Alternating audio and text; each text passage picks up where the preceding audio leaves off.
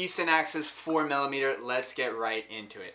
I'm gonna grab my bow over here. It's my PSE Expedite. 2 red arrows in it. Good sign for the 4mm already. Now, at the time I am recording this video, it is mid-November 2021. These arrows were announced about a year ago, and honestly, most distributors only started getting them consistently over the summer. So I, like most people, have had limited experience with them. I received my first dozen. They were an early production batch of just standard 4mm. They weren't the match grades. Back in, I want to say it was like March, maybe. I ran that dozen all through Total Archery Challenge and the summer, and then I got another 2 dozen just in time for hunting season, and I've been running those, and that's what I ended up hunting with. So understand that 3 dozen arrows, right, that pales in comparison to the literally hundreds of Axis and FMJs I've built and used and seen used over the years. But I wanted to do a video on these because I know that there's a lot of people that were anticipating these arrows, that have been considering them, and had honestly a lot of speculation and debate, which most of which is garbage, and I'll clear a lot of that up in a moment. But I wanted to do a video, so I did reach out to a bunch of buddies that have also been running these arrows to get their feedback as well. So let's get into it. I'll talk about my arrow setup. We'll go nock to tip, and talk about the components and accuracy, durability, and penetration that I found using these Axis 4mm over the last 10 or 12 months. So the arrow that you see right here is a 300 spine match grade arrow. I'm running the standard nocks that Easton sends, as well as the standard aluminum half outs, and I'll talk about these more in a minute because I know a lot of people had questions about these as well. I am running a 4-fletch bully vein configuration. These are the newest bully veins. The new veins are produced by boning. The way I tell people to think about these veins is imagine a heat vein material in the blazer profile. I'm running a KOTA wrap that we sell on the website. These are 300 spine arrows. I'm running these standard 50 grain aluminum half outs with 100 grain heads. These are field points. These are the subsonic field points by DCA Custom Arrows. Props, shout out to Kyle over at DCA. I was also hunting with SEVR's and Ozcut's Ozcut Elite 3 blades as well, and SEVR 2.0s this season. Let's talk about the nocks. Now, these new microlight nocks, love these. When I reviewed the Bowhunter 6.5 shafts earlier this year, I talked about the Easton nocks and how short, stiff, and consistent they were. They've redesigned their 4mm nocks to basically be the same profile, shorter, stiffer, fatter, and more consistent than years past, and I love them. People undervalue the importance of nocks. This little piece of plastic is what is the first thing to make contact with your bowstring and absorbs all of the energy from your bow and directs it into this arrow. So if you have a garbage nock, even the best bow and best arrow system is not going to perform to its potential. The shafts themselves, very consistent, very straight, the same AccuCarbon profile that you find with most Easton shafts. There are a lot of companies that make arrow shafts, but one thing that separates Easton and some of the other high quality companies is their consistency and their quality control. And one thing that plays into that I think a lot of people don't realize is when you're buying shafts either from your local shop or an online retailer, make sure that they're keeping the bundles that come from the factory together. That's very important. When Easton and Black Eagle and some of these other high-end companies send out their arrow shafts, they bundle them in the dozen and they sort them by both straightness and weight to give you the most consistent package of arrows possible. What some shops and what some online retailers do is they break up those bundles and they just kind of throw them all together. And what ends up happening is you can have 3 to 5 grains, even more than that, in variable from shaft to shaft in your dozen. So before you buy arrows, make sure that where you're buying them from keeps them bundled as they come from the factory, because that's very important to your overall consistency when you're building the setup. Insert wise, this was a big question that people had. So I am running the standard aluminum half outs, which are 50 grains. I also built up a half dozen shafts with the titanium 55 grain half outs, which when these arrows were first announced, I got a bunch of messages from people who I can only assume are basement bow hunters trashing aluminum half-outs. Now, I found that funny because I received one of the earliest production batches to come out of the Easton factory, and it came right from Easton. I know this because they told me this.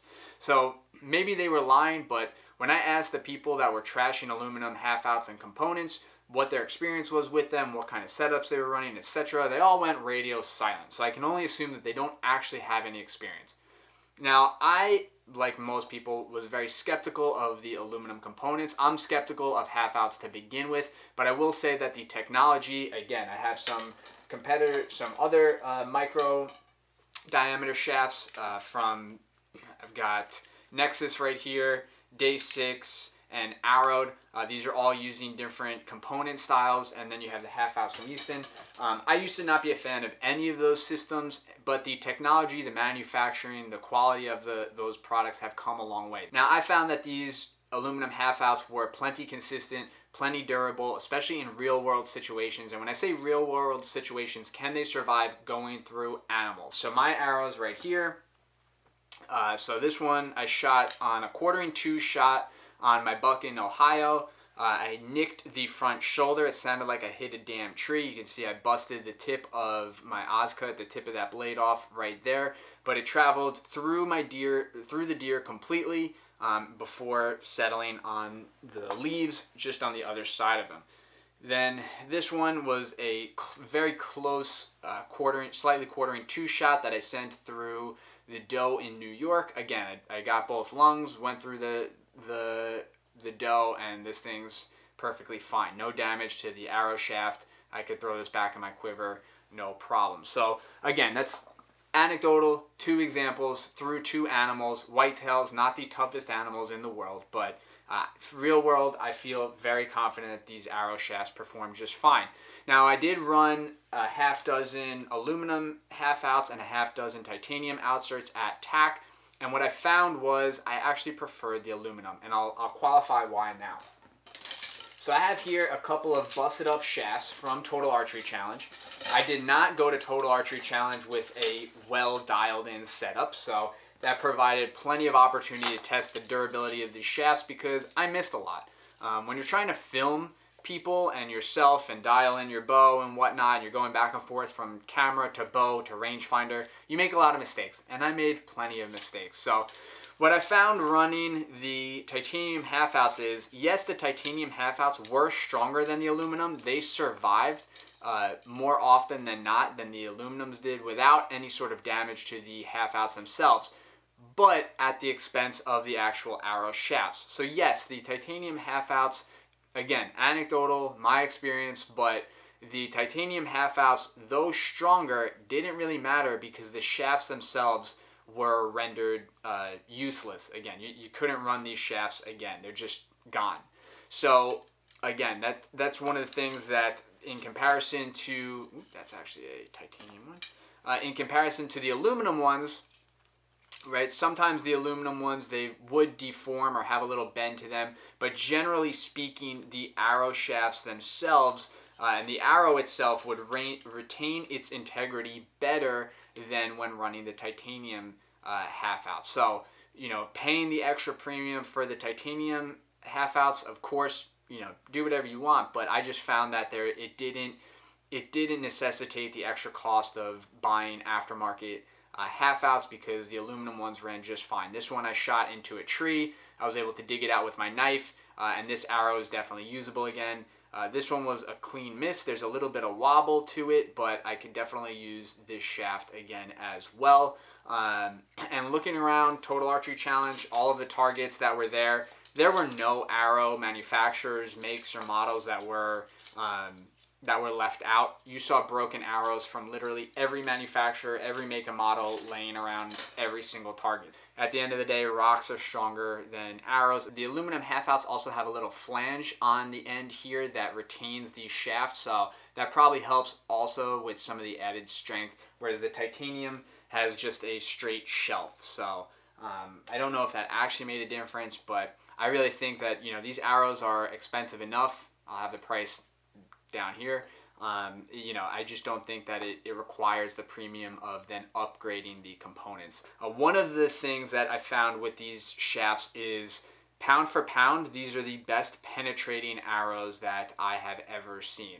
And what I mean by that is grain for grain, they get better penetration than anything else that I've had the pleasure of running or shooting alongside or seeing perform. Granted, most of that testing was done in foam, which is not an ideal medium. It's not the same as an animal, but what we noticed was shooting that Total Archery Challenge, I'm shooting a 450 grain arrow. My dad was shooting a 530 grain 5mm FMJ out of an 80-pound bow. And this arrow going out of a 70-pound bow was getting twice the penetration of his over the entire course. It's not like I was always hitting a softer spot than he was or anything like this. We then afterwards were shooting a brand new target together, and this arrow, for whatever reason, just got double the penetration. Now granted, this is a 4mm shaft, that's a 5mm shaft, but even compared to some of the other 4mm shafts like the Day 6, like the Nexus, for whatever reason, I don't know if it's a combination of components and shaft, but this thing just gets better penetration than anything else in its, especially in its weight class. So I'm not sure what kind of Mormon magic they performed on these things over in Salt Lake City when they come out of the factory, but